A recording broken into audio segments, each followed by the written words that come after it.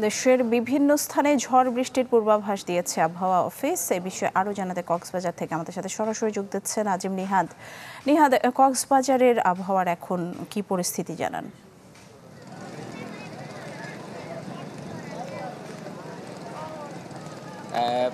Noodles খান নাই তো নুডলসই খান নাই। গত রাত থেকে মূলত বৃষ্টি হচ্ছে। সকালেও বেশ ভারী বৃষ্টি ছিল, কিন্তু দুপুরের পর থেকেই বৃষ্টিপাত কমে গেছে এবং এখন মেঘলা আকাশ রয়েছে, তবে বৃষ্টিপাত নেই।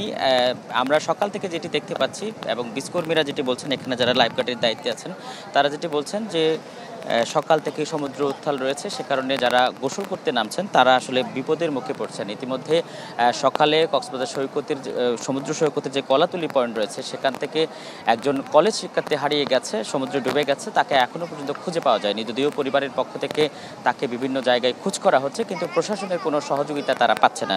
তবে এই মুহূর্তে যেহেতু আমরা দীর্ঘদিন ধরে যে সংকটটা দেখেছিলাম, সেই সংকটের পর ধীরে ধীরে কক্সবাজারের যে পর্যটকের উপস্থিতি বাড়ছে, ফলে আজকে অন্যান্য দিনের তুলনায় অনেক বেশি পর্যটকের উপস্থিতি দেখা যাচ্ছে। তারা বিভিন্নভাবে সময় কাটাচ্ছেন, এর মধ্যে অনেকেই কিন্তু এখনও গোসল করছেন। এই গোসল করা লোকগুলোকে, সমুদ্রের গোসল করা লোকগুলোকে বিপদ থেকে রক্ষা করতে গিয়ে মূলত লাইফগার্ডরা হিমশিম খেতে হচ্ছে, কারণ এখন প্রশাসনিক ব্যবস্থা পুরোপুরি স্বাভাবিক না হওয়ার কারণে তাদেরকে নিয়ন্ত্রণ করতে কষ্ট হয়ে যাচ্ছে। ফলে এই সমুদ্রের যে উত্তাল পরিস্থিতি, এই মুহূর্তে তারা যেটি বলছেন পর্যটকদের অনেক বেশি সচেতন হতে হবে যাতে কোনো বিপদ নেমে আসে। পাশাপাশি আমরা এই কক্সবাজারে প্রায় 5,000-এরও বেশি মাছ ধরার ট্রলার রয়েছে। সকাল থেকে খোঁজ খবর রেখেছি যে সেখানেও কিন্তু এখনও পর্যন্ত বৈরী আবহাওয়ার কারণে কোনো মাছ ধরার ট্রলার কিন্তু কূলে ফিরে আসেনি।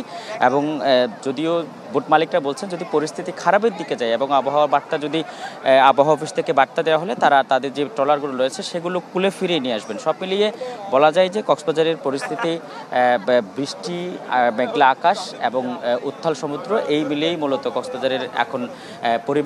এ ছিল এখানকার সর্বশেষ। আজিম নিহাদ, অনেক ধন্যবাদ আপনাকে। দর্শক, কক্সবাজার থেকে যুক্ত হয়েছিলেন আজিম নিহাদ।